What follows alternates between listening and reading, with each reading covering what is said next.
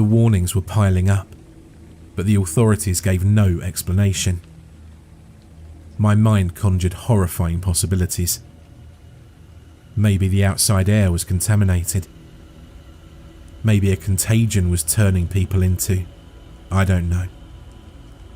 I remembered old stories about skinwalkers or shapeshifters that lurk in the dark. But we were seeing broad daylight. It didn't match anything I knew. By mid-afternoon, I was jumpy at every little sound.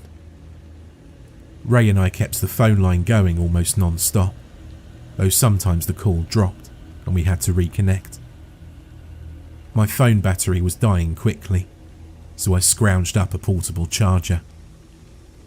Then, around 3 p.m, something weird happened. The sky outside dimmed abruptly, like a thunderstorm was rolling in.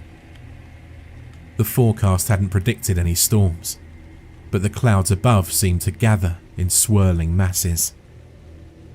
The lights took on a sickly, greenish tint. A sudden pounding of rain began, streaking across the windows in thick sheets.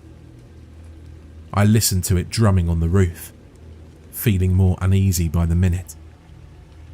Ray said softly, "Is it raining there too?" "Yeah, out of nowhere," I replied. "It's a downpour." Lightning cracked, startling me so bad I nearly dropped my phone. The thunder rolled, rattling the walls. Through the curtain gap, I could see water drenching the street when I heard footsteps again. On my porch, splashing in the rain.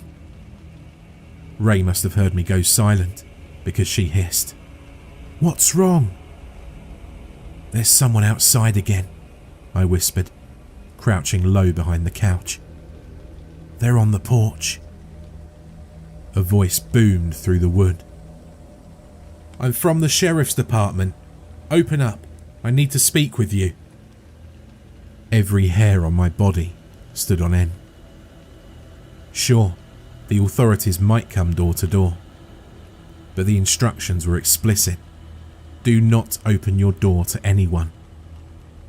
And something about the tone, like the person was speaking the words but didn't quite understand them, didn't feel right.